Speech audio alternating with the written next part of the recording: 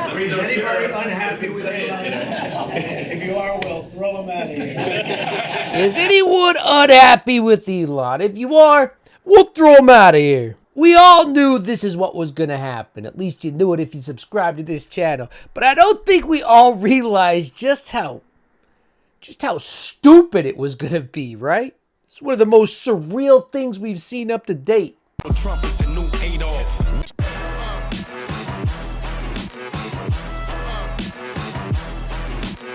Welcome to the channel. Welcome to the Chud Report. I'm your host, MJ. If you end up liking this video, make sure you subscribe. Let's talk about Article 2. Let's talk about Section 1. Let's talk about Clause 5 of the United States Constitution. No person except a natural-born citizen or a citizen of the United States at the time of the adoption of this Constitution shall be eligible to the office of president. They took our jobs. They took our jobs. They took our presidency. Anyone in this cabinet who doesn't like Elon, you're going to be thrown out. And realistically, Article 2 of the Constitution is the least of the things that is keeping Elon Musk from ever being president. Hell, from being a representative. Hell, from being a county commissioner. Thank you, Mr. President. I actually just call myself a humble tech support here because this is actually, as crazy as it sounds, that is almost a literal description of the work that the DOGE team is doing. That is not a literal description of the work DOGE is doing. Knock on wood, knock on my wooden head. There's got a lot of wood up there. We get it. We can Thanks for explaining. Find $1 trillion in savings. That would be roughly 15% of the $7 trillion budget. You know, Elon Musk is kind of like Paul Giamatti's face here. Any close-ups of Paul Giamatti's face in a movie, I can only take so much of. Knock on wood. Get it? Get this joke that's 150 years old? Because my head is wood. Jesus Christ.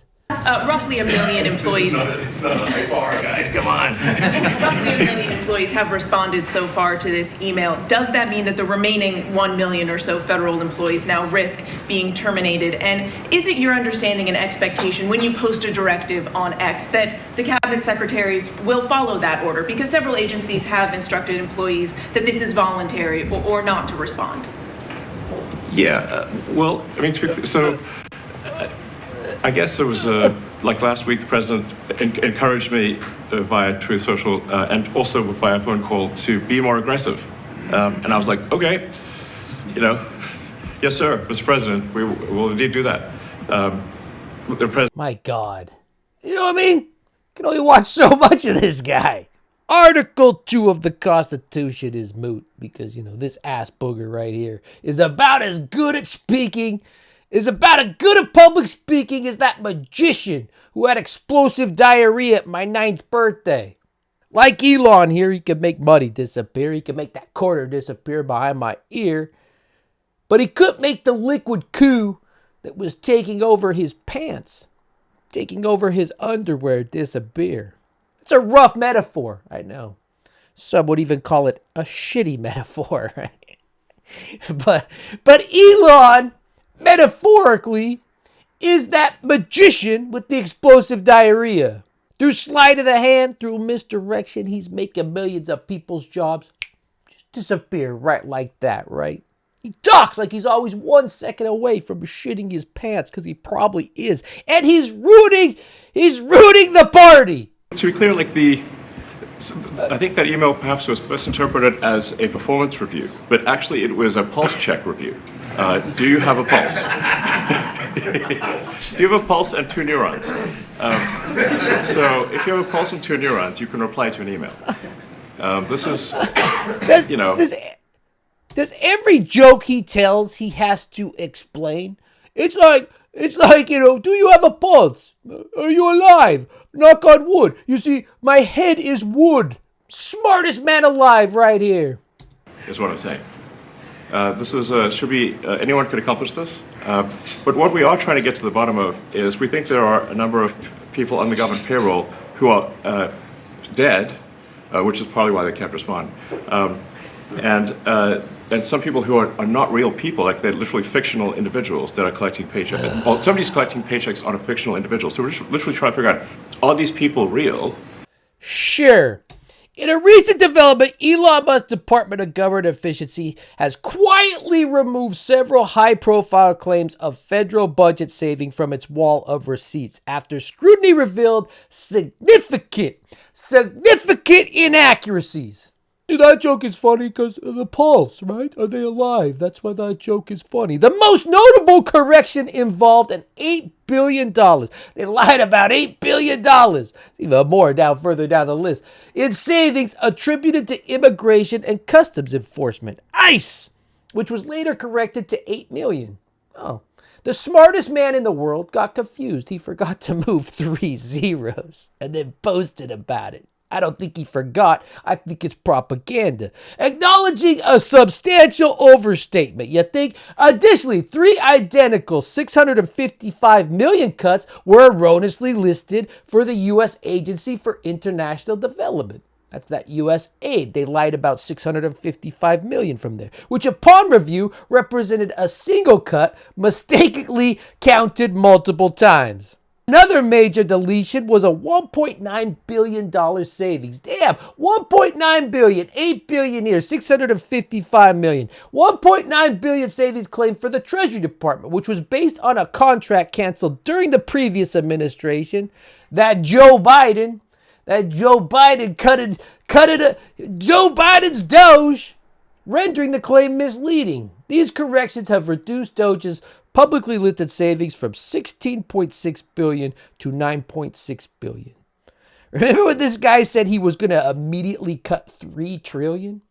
Now they're lying about, $5 billion, 16 to 9.6. This raises questions about the department's transparency and accuracy in reporting. I would say that's an understatement. You see my head, it's made of wood. It's made of wood because I'm stupid and I lie. By each item. So, I should say, we will make mistakes. We won't be perfect, but when we make a mistake, we'll fix it very quickly. So, for example, with USAID, one of the things we accidentally canceled very briefly was Ebola. Oh, Ebola! We will make mistakes. We accidentally canceled the thing that protects us from the plague, but it's all in good fun, right? It's not like we will need that with, this guy in charge of all our health. Texas has experienced a significant measles outbreak, primarily affecting unvaccinated children. The outbreak began in late January, and as of February 26, resulted in 124 confirmed cases of measles across 9 counties with 18 hospitalizations. Can I just say, I've seen a lot of Texas license plates moving here to Southern California. Please stop. Please stop. We do not want you and your measles here. All right? An unvaccinated school-age child in Lubbock succumbed to the disease, making the first measles-related death in the United States since 2015. Measles are back on the menu, and this guy's cutting the people that protect us from Ebola, right? My head, it's made of wood. It's made of wood. I mean, AOC has this guy's number. DOGE did not exist 2 years ago. 19-year-olds were not raiding the Treasury 2 years ago. People who have no idea with medical background have not been hauling in and creating kangaroo courts for scientists to dismiss them 2 years ago. That started happening now. Elon Musk is not a scientist. He is not an engineer. He is a billionaire con man with a lot of money. He does not have this kind of good background. And in fact, while there's some disruption over that, I sincerely ask you all to examine what expertise he has in approving medical devices, in biomedical engineering devices. And if you all think that he is an expert in that, I've got a bridge to nowhere to sell you. These are people's lives that are on the line, and we cannot laugh them away. Genuinely, please, I am asking you to please support this amendment for the people who have medical devices stuck in their body. Thank you, and I yield back. I only have one note for what AOC said. Instead of the bridge to nowhere, she could have said, I have an emerald mine to sell you. But, still, she did good. If I could take a minute as an aside, why in the world are Jeffries and Chuck Schumer leading this party right now? After this loss that we just went through, the energy's right here. AOC, Crockett, Maxwell Frost. These are the people you need to push to the front, not this. But anyway, I digress. Let's get back to Musk looming over this cabinet. Again, in a t-shirt and hat. While everybody is wearing a suit, right? It's a sledgehammer of an image, right? To the power he holds over the President of the United States. This president right here, whose hands are covered in bruises from IVs he's sticking into him. A very unhealthy man. Speaking of that magician, I imagine he's sitting there shitting his pants too.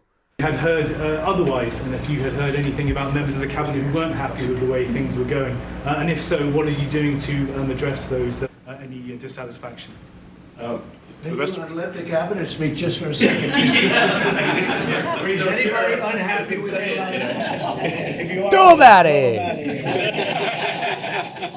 Is anybody unhappy?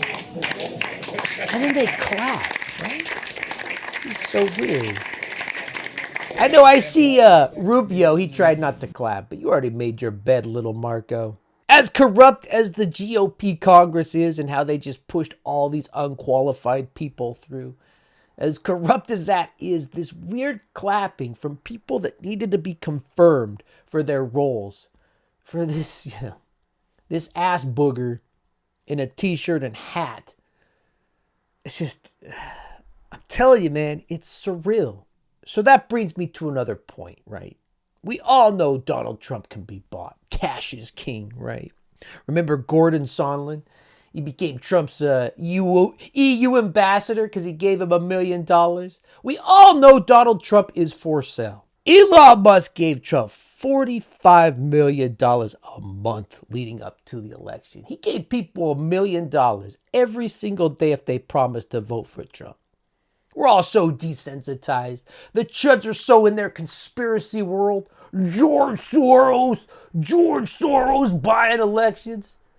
But just think, if this was 1996, hell, if this was 2006, if this was 2012, George Soros was paying people to vote for Obama. This is crazy. This part of history is going to be looked back on, no matter what. This is going to be one of the most pathetic. If we make it through it, I don't think we're going to make it through it. But if America makes it through it, this is definitely a low point. This is David Hasselhoff eating a burger off the floor of America. Wow, timely reference. Timely reference from me. But, sentiment still, even if that happened 20 years ago. Whenever that happened, that's where we're at right now. And I still think about like $100 that I loaned a family member 20 years ago and never got paid back. The interest on that. What's the interest on that? $5,000? I don't know. So this is part of the episode where I want to speculate a little bit. Objection. So first off, we have to set this very dramatic change of what happened from, this 80-year-old man who's not prone to change ever. We went from Trump saying Elon Musk would have had to drop to his knees and beg in this tweet if he wanted anything. We went from that, Elon Musk wearing a suit in the Oval Office, standing like he's got a stick up his ass, right? We went to that from him standing behind that same desk, giving a speech for 30 minutes directly to the people as if he was the president, while his kid told Trump he's not the real president. He needs to shut up and wipe boogers on him. That's a pretty dramatic change in just 6 years? So to track that change, let's go back to the 1990s, right? Mainstream banks were reluctant to lend Trump money. Gee, I wonder why. He's out there bankrupting casinos. Would you lend that guy money? And reports suggest that during that period, Trump's business receives significant funding from Russian sources. Daddy's special boy, Eric Trump, even said, "We have all the funding we need out of Russia." Vladimir Putin, being the mobster he is, definitely needed leverage, right? Because that's a pretty large IOU, aforementioned. I'm still thinking about that $100 from 20 years ago. But that's a pretty big IOU for the hundreds of millions of dollars he gave Trump to keep him afloat, you know? So what I'm talking about here is if someone owes you that money and there's a chance they could run off or there's a chance that they could be president of the United States and never pay you again, you need something on top of that money, right? You need blackmail. You need compromise. And last week, this story broke. Recent allegations suggest that former U.S. President Donald Trump was cultivated as a Russian asset since the late 1980s. This is when he was shopping around, when he needed that money. I'm probably going to massacre these Russian names, but that's all right because I'm not Russian. Alner Mosayev, ex-chief of Kazakhstan Security Service and former KGB officer, claims that in 1987, the KGB recruited a 40-year-old American businessman under the pseudonym Krasnov, referring to Trump. Musayev asserts that Russia possesses compromising material on Trump, influencing his political decisions. Similarly, Yuri Shivets, sounds like that magician, at my birthday party, he had the Shivets. A former KGB major alleges that Trump was groomed by Russian intelligence over 4 decades, starting with his 1987 visit to Moscow, where he was reportedly fed KGB talking points. These assertions aim to explain Trump's perceived pro-Russian stance during his presidency. And look, I know now if you're like me, playing through your head, your MAGA uncle, anytime he hears stuff like this, he's conditioned, he's Pavlov conditioned. Hey, another Russian word. He's Pavlov conditioned to just say, Russia, Russia, Russia. Everything's Russia, Russia, Russia. You sound like Hillary Clinton right now, right? As if somehow that's a dank rebuttal of what we're all witnessing with our own eyes. I bring up this article and these former KGB's testaments, because during the 2024 campaign, the RNC was broke. Trump was up to his neck in legal bills. Just consider that for a minute. Now go back to this picture. Elon, no hat, no t-shirt, no talking for 30 minutes from Trump. Is there anyone in the world who you think of besides Putin himself who could stand behind Trump in that Oval Office, talk for 30 minutes straight while he just sits there like a little bitch, right? Not only that, Elon has his kid white boogers all over him and the desk. Trump is, my argument is, I'll tell you right now, part of this is speculation, but I speculate that Trump is more beholden to Elon because of something more than money. Just like Putin knew he would need blackmail, compromise, in order to get a return on his investment. Because, Trump, famous for not paying people, I think Elon had to do the same thing. He became and still is Trump's minister of propaganda, Twitter, right? With Twitter, it's called X.